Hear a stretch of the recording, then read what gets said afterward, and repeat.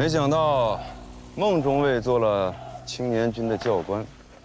徐科长，来之前为什么不和我汇报一下？应该给小孟带些礼物来的。是，我也是来祥平之后才知道的。韩光中队解散，即使不能再上前线，好好训练一下能上前线的兵也是好的。嗯，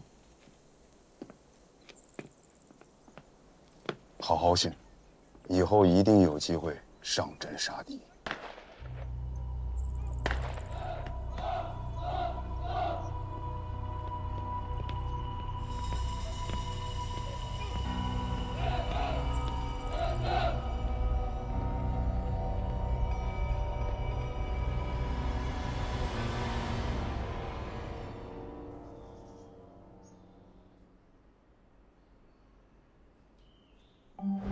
我希望你去一趟静安，查一下这座油田，它的所有权登记、股权变更、管理人以及资金动向都要查。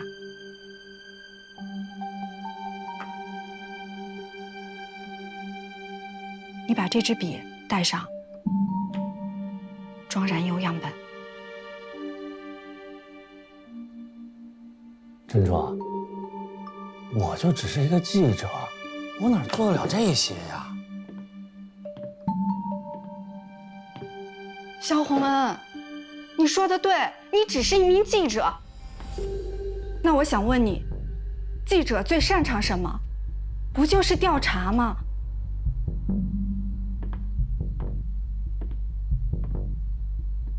难道你想永远被人操纵，害人害己？你从来都没有想过反抗吗？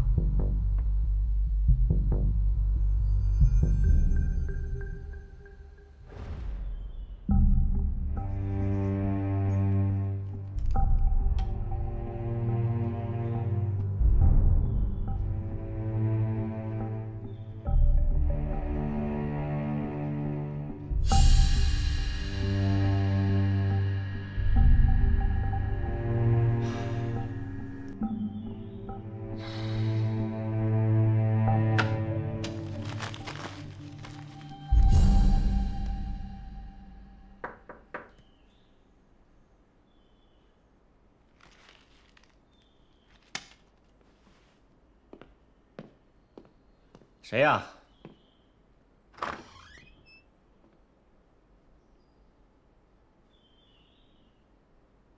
文哥，你怎么来祥平了？你们那个陆主任请我来的，他想让我写几篇关于青年军的报道。那你打算怎么写啊？你说我能怎么写？今天下午这事儿你也看到了，我真没想到，东来的姓名竟然被登记成了宋子香。以前是听说过兵头高价卖人头的事儿，没想到这支青年军里也有。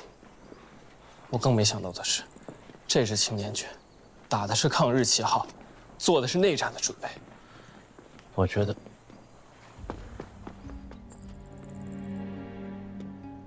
有人跟着我们。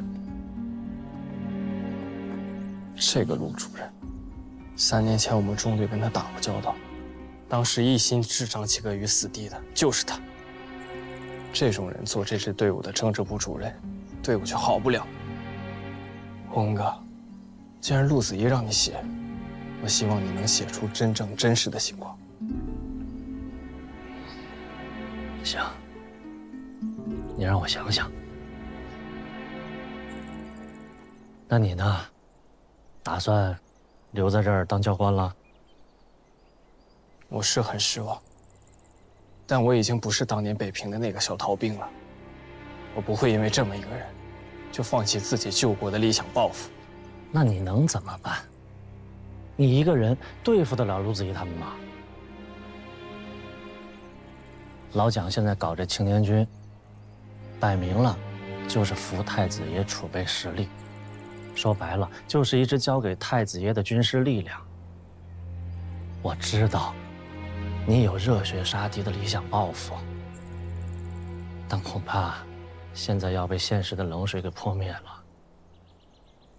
海晨啊，咱们读书人没法跟这些玩枪弄刀的人硬碰硬，所以我觉得你也找一个合适的机会和理由，先退出来再说，以后咱再想办法。当年我们8个人在圆通公园发的誓，我至今记得。不做神州袖手人，廖哥，你什么都好，就是做人太现实，太懦弱。你以为我想吗？算了算了，一两句跟你也说不清楚。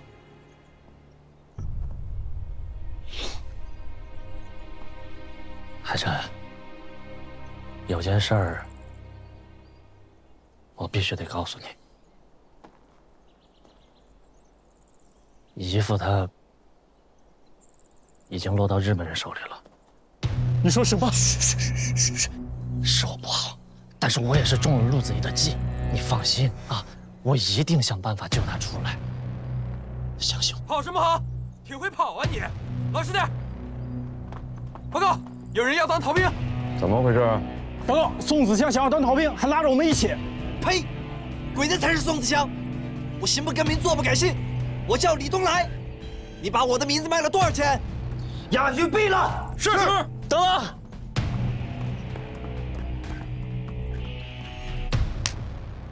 我最恨逃兵，耻辱，丢脸。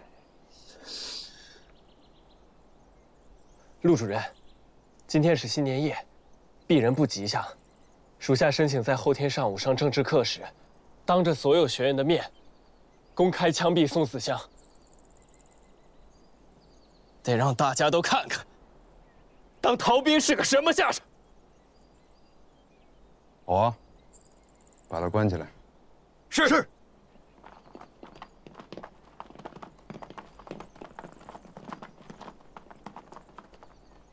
你疯了你！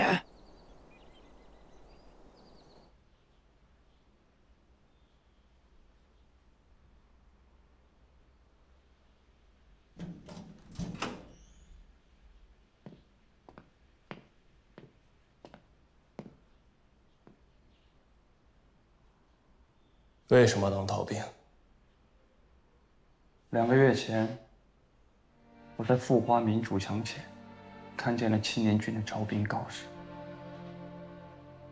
一寸山河一寸血，10万青年10万军，说的是那么壮怀激烈。我没有丝毫犹豫，立马报了名。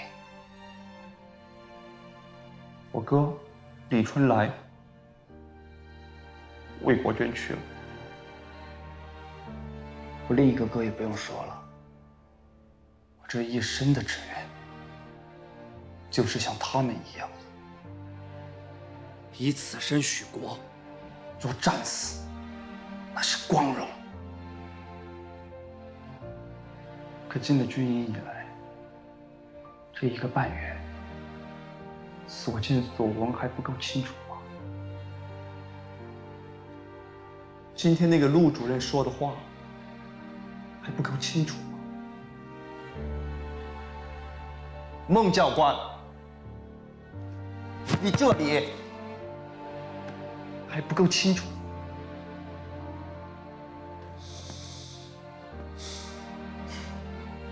还有那个徐科长，他不认识我，我可认识他。当年在杭州岳爷爷庙抢林先生东西的人就是他。这样的人，摇身一变就变成了军之栋梁。这样的军队，不是骗子、强奸犯、杀人犯的，我脸的是什么？指望跟这样的人去抗日，你觉得可能吗？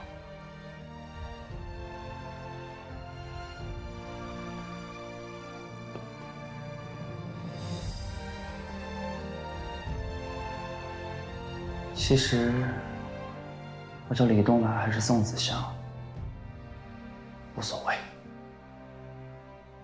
能报国而死，就算是宋子祥，也没什么大不了的。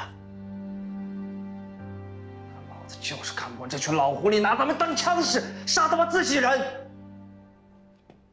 任你如何狡辩，你也是个逃兵，你就该死！去找你哥，告诉他，我哥，他在哪儿？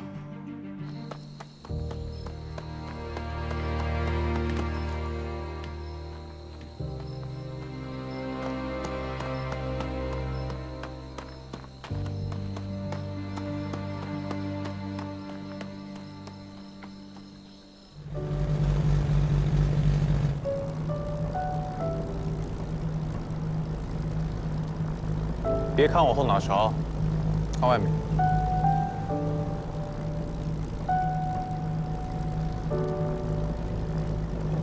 好漂亮啊！东119游览后进，失速，无法撞击敌机，试着迫降。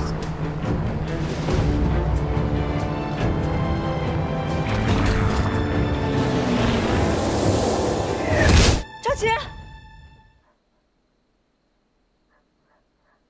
海棠，没事吧？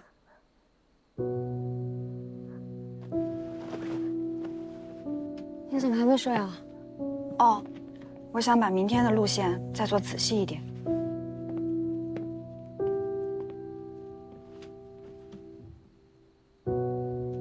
梦到张琪啦？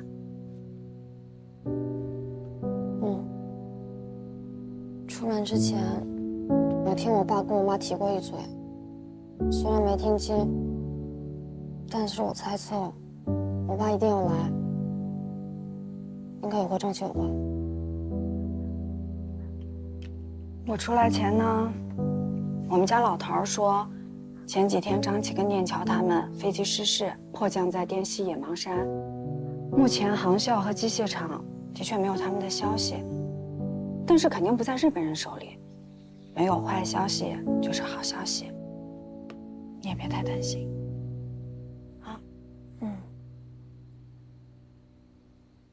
哦，对了，这一次虽然有我和另外2位随从保护你们，但是你和林先生赤手空拳的去面对那个冈山信一，我还是有点担心。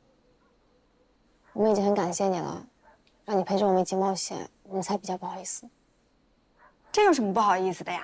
你跟张琪都是我的好朋友，我替张琪保护她的小娇妻，那不应该的吗？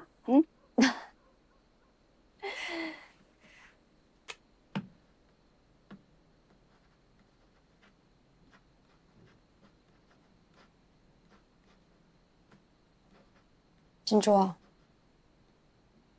除了原因，你就是我最亲密的朋友。你是一个内心怀着博大力量的人，做的这一切，也是为了这个国家和那些与你无关的受难民众，对不对？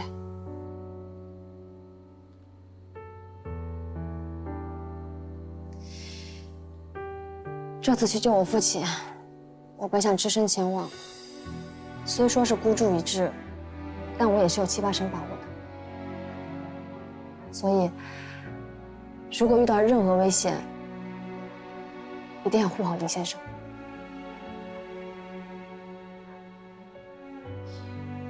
至于我，如果我完成了任务，珍珠，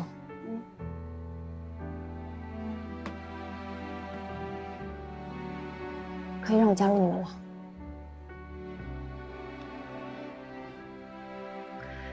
家国蒙难，如果赴汤蹈火，追求高义，不仅仅只是男人的事情，我们女孩子也是可以的。我相信组织上会考虑的。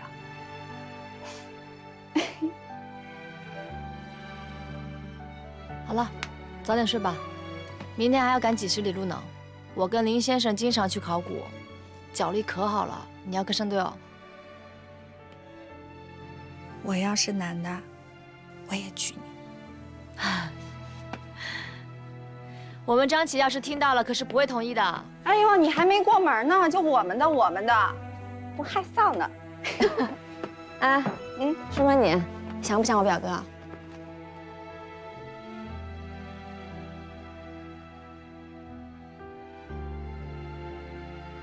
像。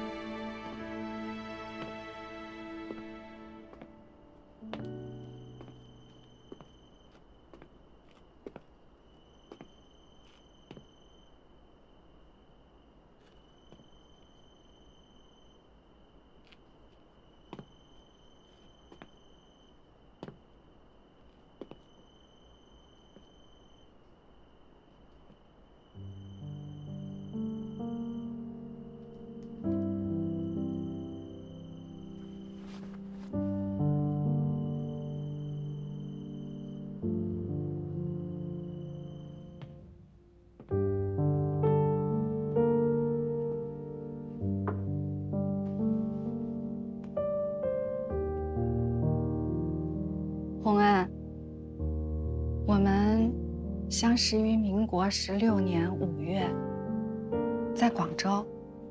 那时，你还是一位英气勃发、朝气蓬勃的报业新人。很不幸，那一年的日历是被报业人们的鲜血浸染的。在那个黑云压城的时候，我还记得你告诉我，是正正夺目的抗议信和郭沫若的“请看今日之蒋介石”，让你看到了中国知识分子的大无畏。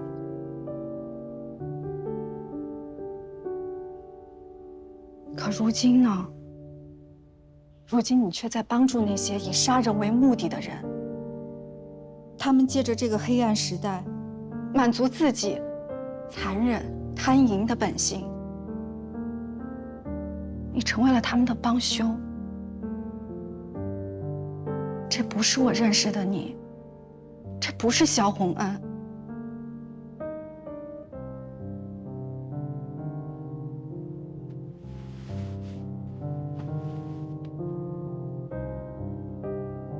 你问我有没有爱过你？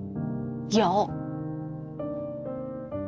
但我爱的是那个永远告诉我生平常怀抱国志，绝不投降，绝不受侮辱的萧洪恩。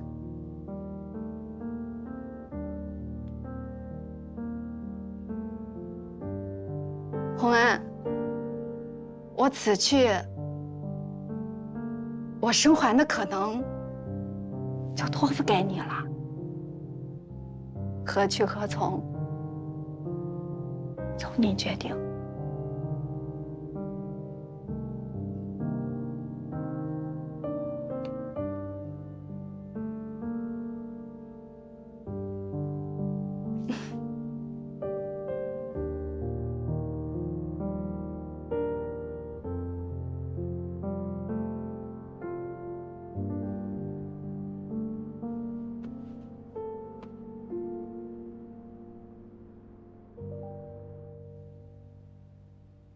进山之前的情报是，国军新编22师为主力，38师、116师、114团，为了拿下缅甸盟友，注意力都在周边的苗丝、畹町、丹巴山、南巴卡公路一带。当然，他们会注意到在腊戌的日军56师团残部，所以很可能会提前在公路设点，阻击日本援军。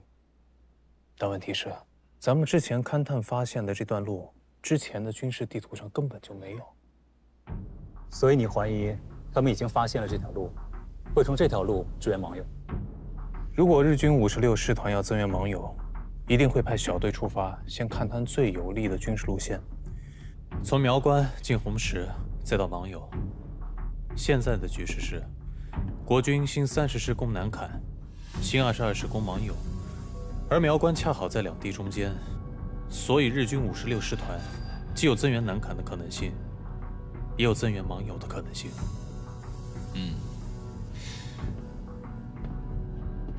那14航空队会不会派出侦察机探查他们的动向？不能指望这个。之前密支那战役也出过同样一回事儿，同样也是忽视侦察，忽视日军支援，结果突袭战打成了旷日持久的攻坚战。是啊，那一战也是56师团。对，这个师团擅长快速奔袭，非常狡猾，是滇西战斗力最强的日军部队。虽然现在只剩下残部，但仍有战斗力。我来之前，组织上下达的任务是全面保障滇西反攻战的胜利。现在我们虽然跟外界暂时失去了联系，看来只有我们靠自己的判断去完成阻击敌56师团残部向缅甸增援的任务了。我们得尽快侦查56师团残部的行动迹象。如果他们有从红石增援到芒牖的动作，我们提前炸路，拖住他们。可是现在只有我们2个人，站在我附近的实验室，我们真的能保障他们的安全吗？我们如何侦查、炸路？我们拖得住他们吗？敌人如果从这儿增援，那么这个实验室一定会被发现。所以我们必须做好战斗准备，需要2样东西：燃油、炸药。一旦这儿有动静，支援一定会到。阻击增援这样的军事常识，他们还是有的。这离静安不到300公里。父亲说，这条路是运送燃油的路，我怀疑就是静安的油。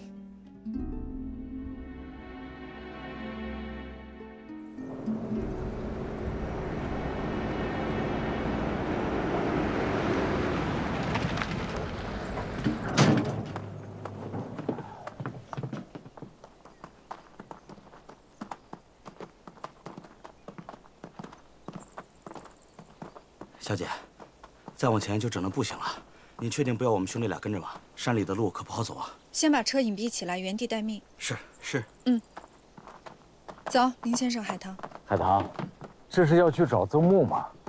是的，曾木不来到昆明以后，跟我父亲一起商量了，在这野芒山的附近找了一个隐蔽又宽阔的地方，做了一个研究实验室。对了，我听说这个实验室所有的经费还是白督办出的。可是我到这儿来是为了救你父亲，不是为了见曾木。你们想一下，日本人要的是我和伊奈利把考，你们俩送到这儿就行了。其实你们俩不必再跟着我了。不行，林先生，我们得一块儿，不然你一个人太危险了。是的，要是能换回老孟来，我一个人就算搭上性命，那也值了。伯伯，您放心，我们一定都会平安回去的。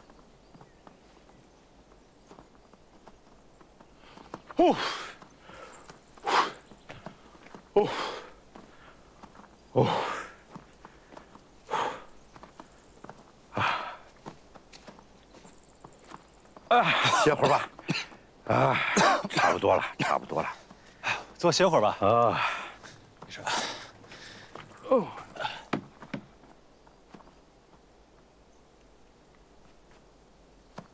嗨！蠢材！这个蠢材，多年不当学生了，连实验的规矩都不知道了啊！那个硝能直接用鼻子闻吗？去！父亲，他肺部受过伤，喝点水。啊。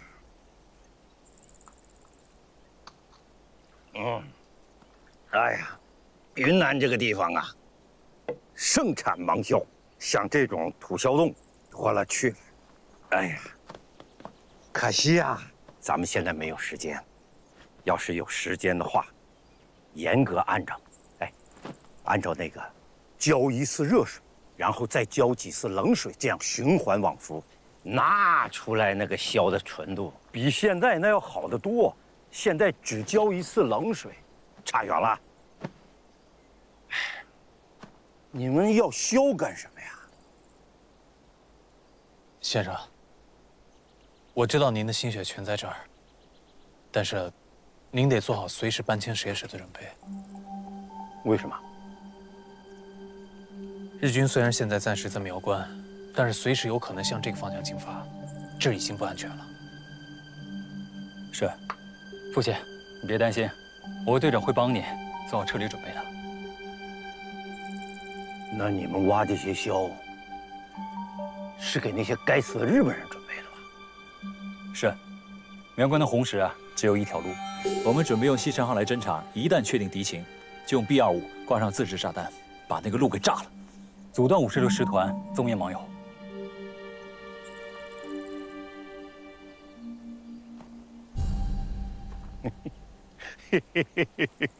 可以呀，行啊，行啊，我这2架飞机，派上用场了，好样的。不过啊，就山下那条路，55千克，当量不够，还得多挖点，多挖点。一会儿到实验室把我那3个学生打发走，他们都是国家级的物理人才，这儿太危险了，不让他们掺和这个事儿。好，对了，跟你们说件事儿，万一，我是说万一我要出了什么事儿，有什么意外的话，你们要先抢救我那宝贝，不许救我，听见没有？就这也算个遗嘱了啊！父亲，什么遗嘱，什么宝贝啊？那个不能因财舍命啊！对啊，先生。再说了，有什么宝贝啊？那是国家级的宝贝，现在不告诉你。哼，舍什么财呀？你老子我有财吗？真是的。干活了。哎，先生，还有个事儿，我还要问你。燃油吧？啊。小子，我告诉你，我在这儿有个桐油制作工坊，就在今天接你们那个附近。要是快的话，明天就能炼出几桶桐油出来。走了，干活了。队长，换一个吧，别不把旧伤当回事儿啊。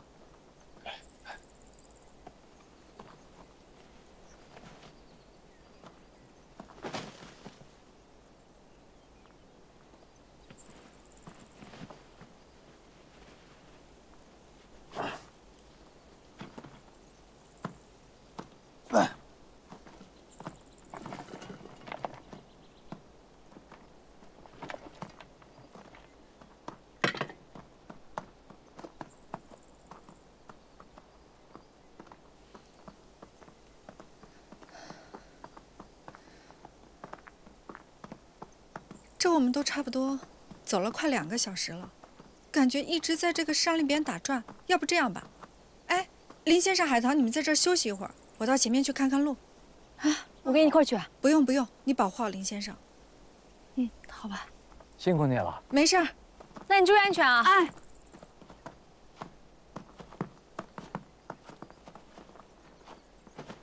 哎。这位白小姐在北极阁的10余所就帮助过我们，看来跟你的关系不一般啊。这个珍珠小姐是个值得信任的人。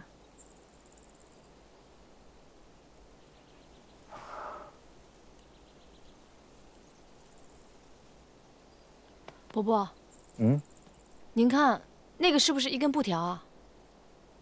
啊，好像是。您等一下，我去看一眼。哎。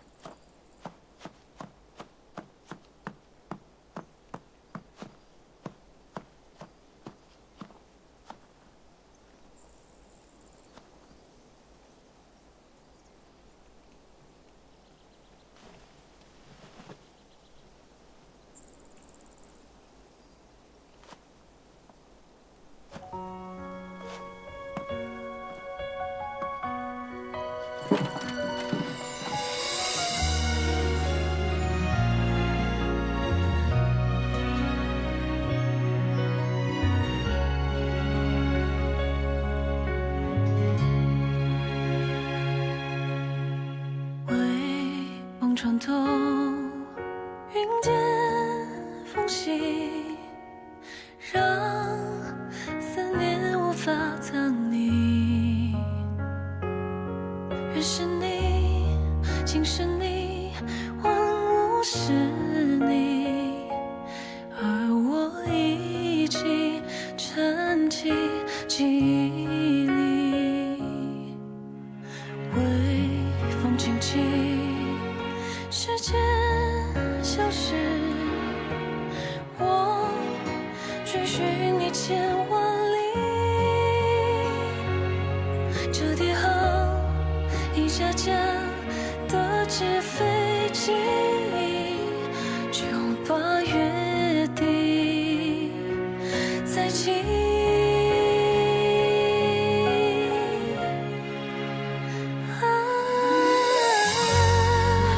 思念交出羽翼，飞往天际，我就在落日晚风处等你，静看季节更替。与风中相遇，你我也是跨越时间，跨越距离，奔赴这里，让时光。这就是我全部的计划了。哎呦，孩子，你把伯伯给骗了。你当初给我夹片的时候，我还以为那是你的作业呢。嘿，我这个人就有收作业这个爱好，谁知道是这么重要的东西？哎，这就是你说的那个金刚钻吧？但是这个我不同意。冈山信一是个什么人？他是一个凶残的入侵者。你是一个女孩子，孤身一个人去找他，那肯定是凶多吉少。是啊，到时候不但老孟救不出来，而且武丁甲也是有去无回的。林伯伯，抢武丁甲只是冈山想要迷惑我们的手段罢了，他真正想要的是您。他要林伯伯的研究内容，他还要林伯伯对他的谬论加以背书。在3年前，张启将武丁甲交给我保管的时候，就预想到了这件事。林伯伯，这么多年他一直没有对您下手，是因为冈山一直在等你的研究内容，尤其是对武丁甲的研究内容，所以他早不下手，晚不下手，就是为了要等待你完成你的著作，到那个时候，他就会对林先生下手了。是这样的。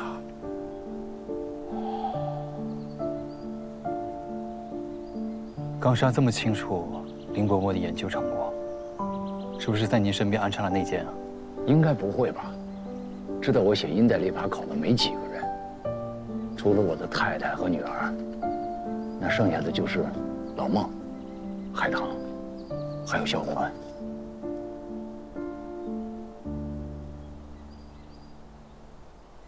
所以从金先生的叛徒学生遇难开始，再到金先生舍命保护武丁甲，就可以看出来，其实还有很多我们不清楚的势力也在关注这件事情。现在为了救出我父亲，还有最重要的一件事情，就是上村那边，康先生跟钱一必须要及时向全世界发布阴代历法考。这个应该是没有问题的。这本阴代历法考对于我来说意味着什么，蓝山很清楚，所以他一定会在规定的时间内把这本书公布出去。一旦这本书发布了，那么全世界人都会清楚，这个冈山信一是个什么东西。他就是一个骗子，一个剽窃者，你就该死的东西。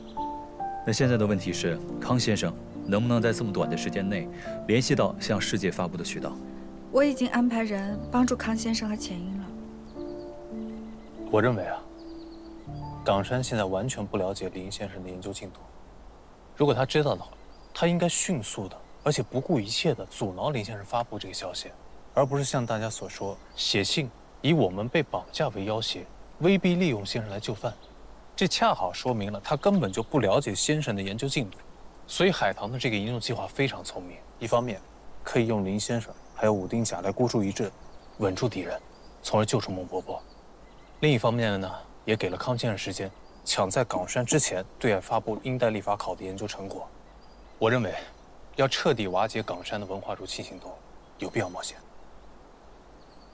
海棠，他这是变相夸你智勇双全呢。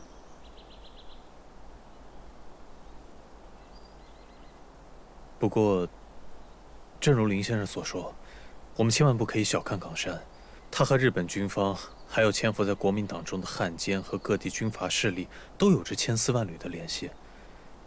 总之，这个计划非常危险。这个该死的！你们两个去把那消失处理一下，等这帮日本鬼子来了，好好招待招待他们。累了吧？那个后头还有2间房子，姑娘们帮收拾一下，咱们先住下。救人的事儿，等晚上再说，好吧？咱们先进屋吃饭。好。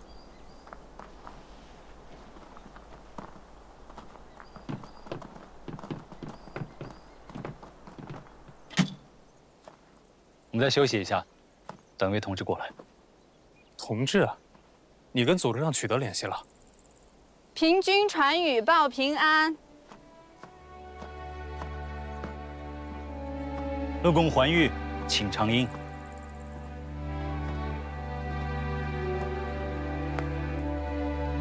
中央航校中共临时地下党支部书记曾殿桥，代号陈军。重新认识一下吧。中共北平地下党员白珍珠，代号程颖。你好，战卢同志。你好，陈颖同志。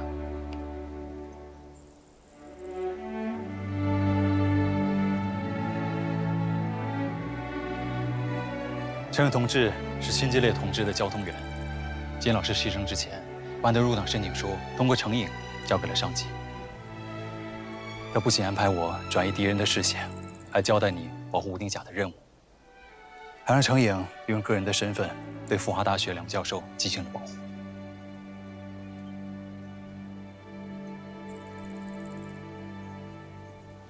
我一直以为，让我转移武丁甲，是金先生在绝境中做的无奈计划。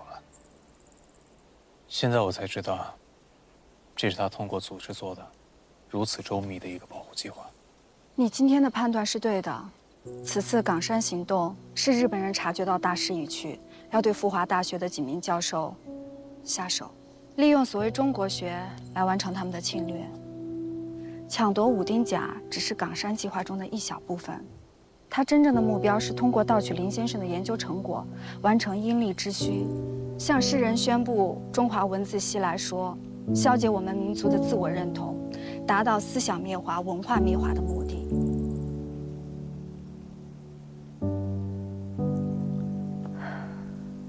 金先生用自己的牺牲，切断了所有武丁甲的线索，也正好把冈山和陆子怡的视线引到了找寻武丁甲的去向，使他们陷入找寻当中，为林先生的研究争取到了宝贵的时间。所以我也同意，海棠如法炮制的宋氏武丁甲，虽然可以吸引敌人的注意力，但是如果康先生没有及时的发布真相，冈山就容易狗急跳墙。这个方法还是有些危险。对这样一个方法，需要我们3个人同心协作。是这样，2名地下交通员一直是白飞身边的亲信，通过白飞的渠道，可以跟冈山取得联系。快到了吧？马上就到了。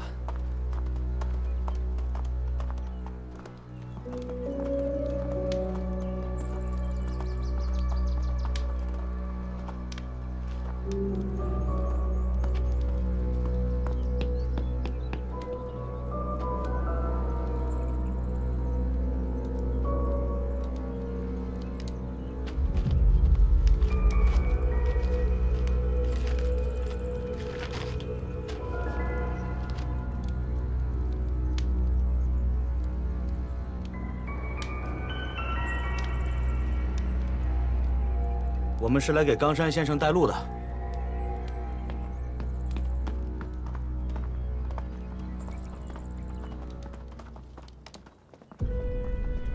岡山君、なぜそう言い切れる？林官学は中国人の言うところの肛門の会をやってるわけではないのか？安藤さん、私は両門学の書庫を数年読んできた。これは彼の字に違いない。3年前、両門学は院大歴法稿を回収し、その内容が不十分だと唱えた。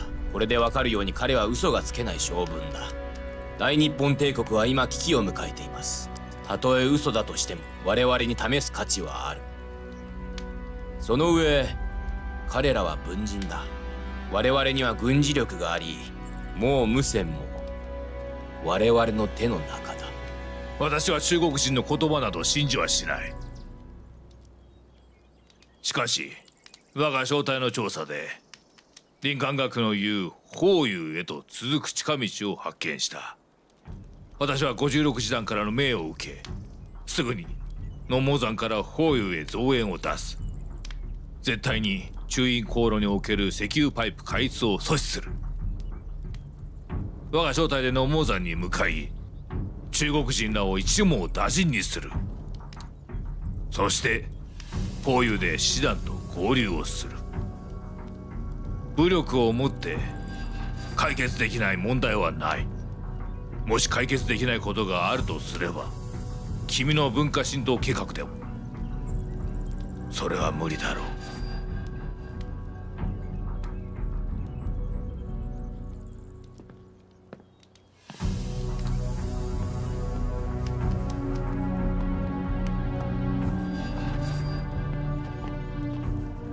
以海棠还有林先生要交出武丁甲的名义，把冈山他们引到这儿来。如果计划顺利的话，2天以后，冈山会带着孟先生来到这儿。到时我跟念乔，应该也已经完成了炸药还有燃油的制作。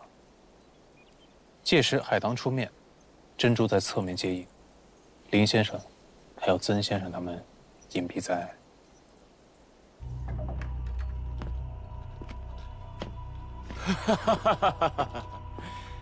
孟先生，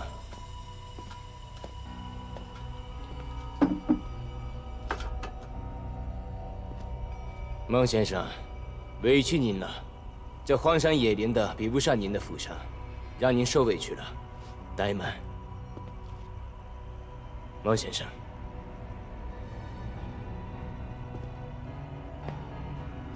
我想孟先生一定是饿了吧。我给您亲手做了生鱼片，用了萨尔温江的烈腐鱼。孟先生，您尝尝。那是你们的叫法。这条江，我们称为怒江。怒发冲冠，凭栏处的怒。孟先生，气大伤身，还是不用怒了吧。来尝尝，很新鲜呀。看来孟先生是不饿，不饿，那我们就来说说正事吧。孟秘书长，我这本《阴历之虚》是鄙人的研究成果。研究学问呢，不分国界，也要允许有多种声音的存在。孟先生，雅正。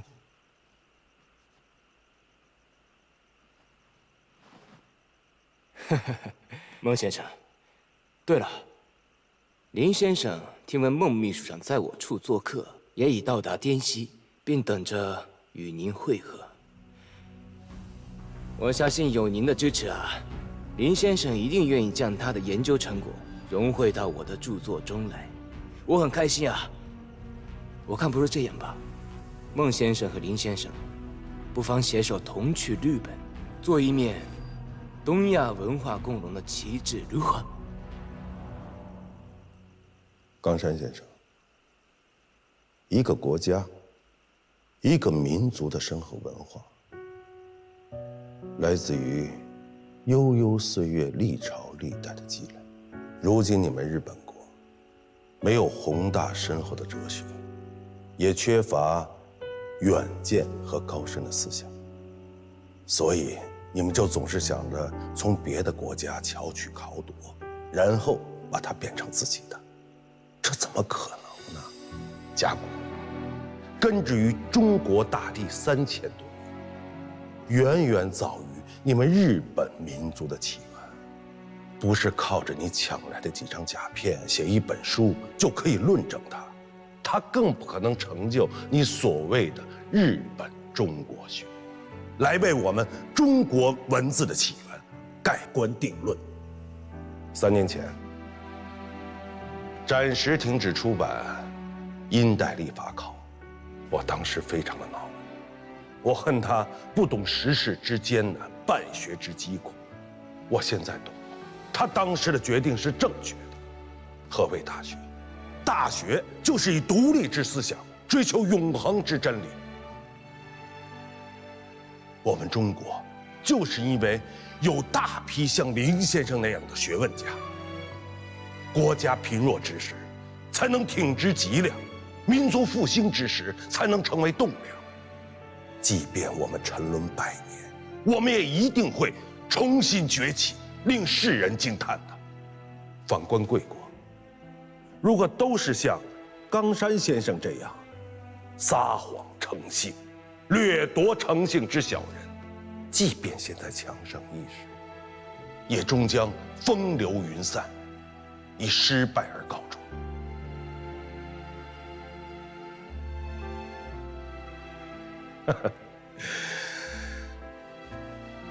你这本《阴历之序》，就像这盘中的鱼肉一样，明日即将变得腐臭，令世人唾弃。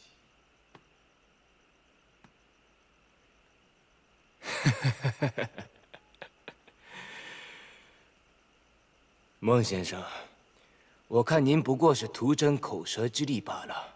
既然如此，我也不妨告诉您吧。林文月已经传了信，明日我就带你跟他们进行交换。您的女儿也愿意亲手将武丁甲奉送给我。这一次，我是赢定了。冈山，你这并非君子之举。我女儿跟这件事没有任何关系。孟先生，我明白。您的女儿是林先生的助手，我不会伤害她，这一点您放心。我也承认，贵国还有许多如孟先生、林先生这样优秀的人，可贵国的国民，并非全然如此清醒啊。孟先生，我这本《阴历之序》，就需要让贵国出更多的王精卫、周佛海。孟先生，我会让你看到的。您不是口口声声大国小国吗？我这个小国之民，就是要当着您的面，将您这腐朽大国的文化自信彻底摧毁。滚出去！滚！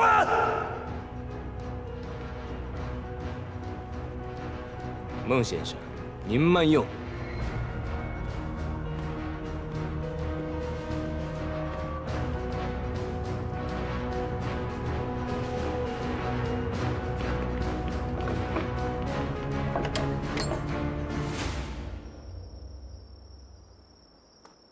这么多人找了一天，竟然还是没有找到宋子香。青年军除了逃兵，这事儿要是传出去，政治部的脸可就丢尽了。给我加派人手。小孟，你亲自带队，务必找到此人。活要见人，死要见尸。是。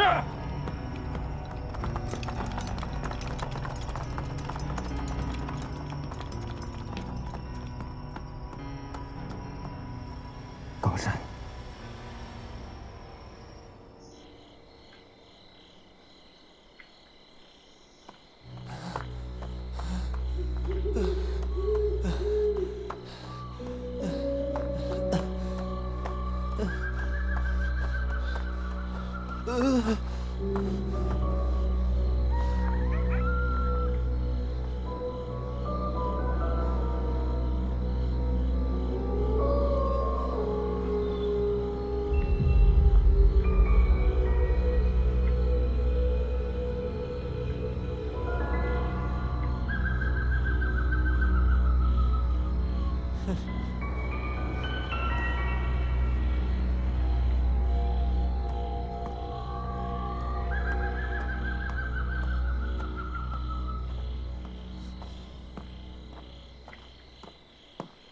哎，是我，你懂来。下来。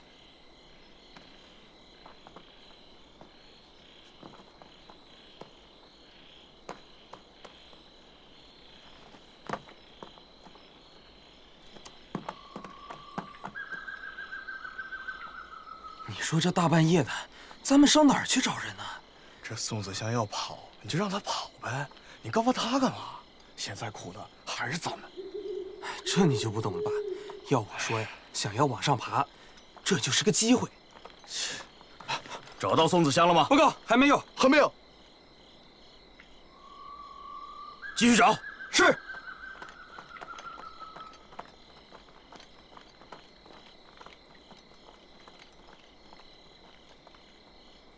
走。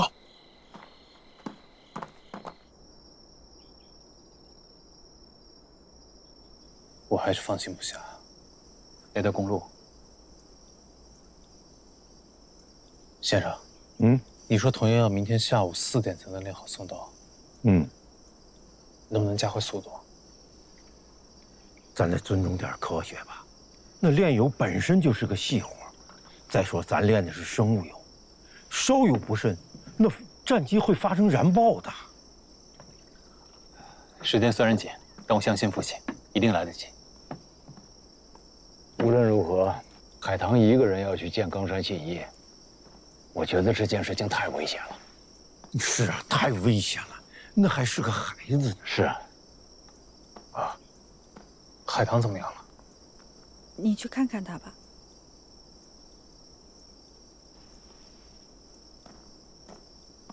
来，坐，姑娘。哎。哎。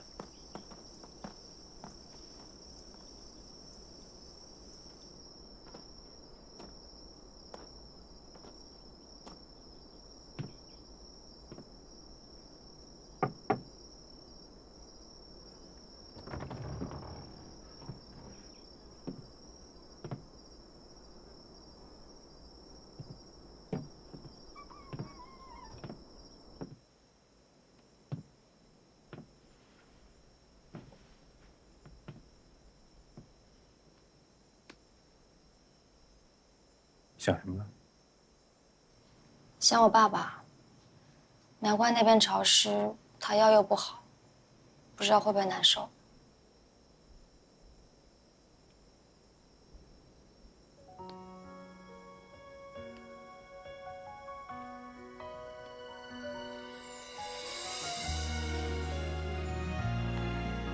放心，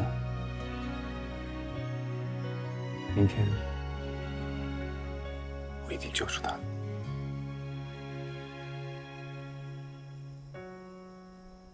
海棠，明天跟冈山的交易还是由我来完成。你跟林先生还有珍珠会见你。不行，如果我跟林先生不在，冈山是不会跟你谈的。陷阱设得再好，狐狸也不会往里跳的。更何况，你要跟念桥哥开西山号和轰炸机，根本分身乏术。张琪，战争年代，我不能总让你护着我，我想让你知道，你不是一个人在战斗。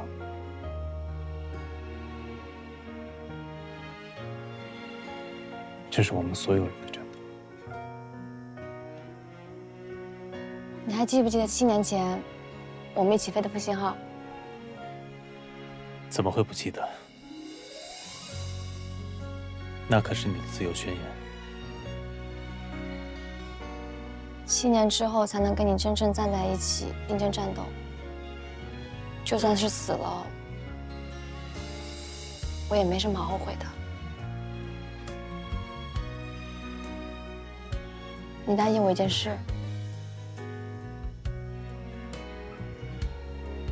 你说，如果遇到危险，先救我爸爸和林伯伯。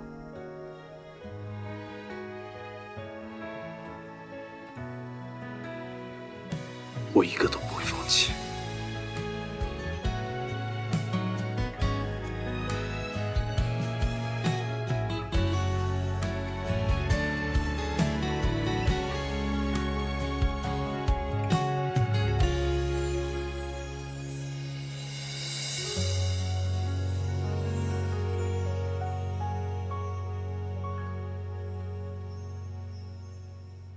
等他们走远了再出去。你怎么走了这么久还没离开祥平？小叶，我算是走过大半个中国的人了，没想到虎落平阳，被这野芒山气兜了一整天的圈子。野芒山绵延数百里，磁场混乱，幸好祥平是在野芒山边缘，你也还算聪明，没有进到大山深处去。对了，给你看看这个。这是啥？这是民国31年，杜将军困守野芒山时，我们空军军官学校给他空投的地图。我留了个心眼儿，知道来祥平训练青年军，带了一份在身上。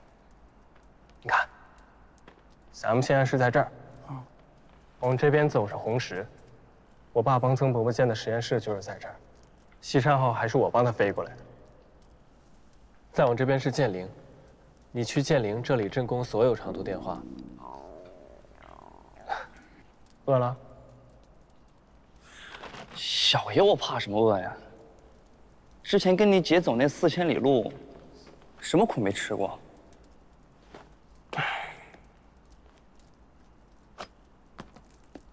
海晨，这是什么？啊？好香。用这个。好。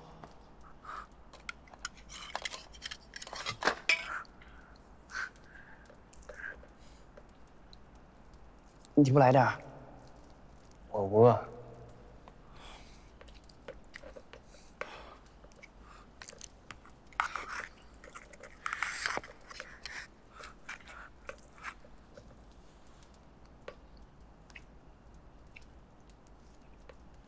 你在想什么呢？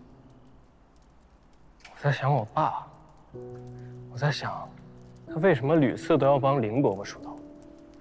只要林伯伯有了危险，他总是第一个出来站在林伯伯身前的那个人。他们俩应该交情深厚吧？我觉得，他俩不光是友情，更是因为我爸懂得林伯伯的架势和他自身的责任。我记得我8岁的时候，我爸就当上了赴华国学院院长，他做的第一件事儿，就是把他最心爱的一支笔封进了盒子，说从这一天起，他不再是一个著书立说的学者，而是要帮助更多像林伯伯这样的学者著书立说，传言文脉，教书育人。对啊，他在封笔之前还写了这么几个字儿。什么字儿？革命军中马前卒。我爸用了半辈子，就做了这么一颗马前卒。孟伯伯是个很了不起的人。